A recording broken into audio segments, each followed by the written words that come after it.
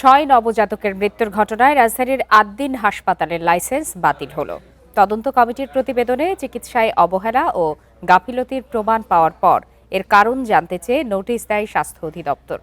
তবে সেই জবাব সন্তোষজনক না হওয়ায় এলো লাইসেন্স বাতিলের সিদ্ধান্ত। আগামী 30 কর্মদিবসের মধ্যে সরকারের কাছে আবেদন করতে পারবে আদ্দিন কর্তৃপক্ষ।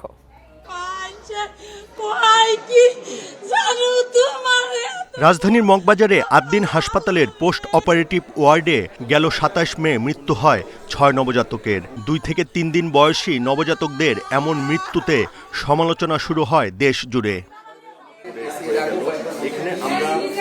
হাসপাতালটির যে ওয়ার্ডে নবজাতকদের রাখা হয়েছিল সেখানে অক্সিজেনের ঘাটতি সহ নার্স ও চিকিৎসকদের অবহেলার প্রমাণ পায় তদন্ত কমিটি। একই সঙ্গে অনেক রোগীকে গাদাগাদি করে রাখা, হাসপাতাল ভবনে বেকারির কারখানা সহ নানা অসঙ্গতি পায় কমিটি। এরপর দেয়া হয় কারণ দর্শানোর নোটিশ।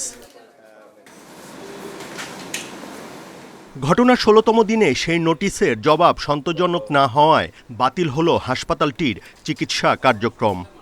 যে জবাব ও ব্যাখ্যা প্রদান করা হয় তাহা কর্তৃপক্ষের নিকট সন্তোষজনক না হওয়ায় the medical practice and private clinics and laboratories regulation ordinance 1982 এর 11(2) খ ধারা অনুযায়ী অত্র হাসপাতালের লাইসেন্স বাতিল করা হইল।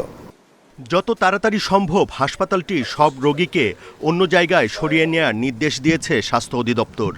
যখন লাইসেন্স বাতিল হয় সেই ক্ষেত্রে কিন্তু নতুন রোগী ভর্তি হওয়া কিংবা ভর্তি রোগীদের সেবার যেটি আপনি বললেন সুযোগ নেই। তবে এই ক্ষেত্রে হাসপাতাল কর্তৃপক্ষ তাদের যথাযথ রোগীদেরকে লাইসেন্সকৃত হাসপাতালে সেবার ব্যবস্থা করতে পারেন কিংবা সহযোগিতা করতে পারেন। আর আমরা তো বলেছি যে আমাদের কাছে রোগীরা যদি কোনো সহযোগিতা চান আমরা অবশ্যই তাদের সহযোগিতা করব এবং ভর্তির ব্যবস্থা করব।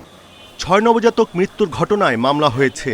যেসব নার্স ও চিকিৎসকের দায়িত্বে গাফিলতির প্রমাণ পাওয়া যাবে তাদের বিরুদ্ধে আইন অনুযায়ী ব্যবস্থা নেওয়া হবে বলে জানিয়েছে স্বাস্থ্য অধিদপ্তর। Buddhadeb Kundu, independent news, Dhaka.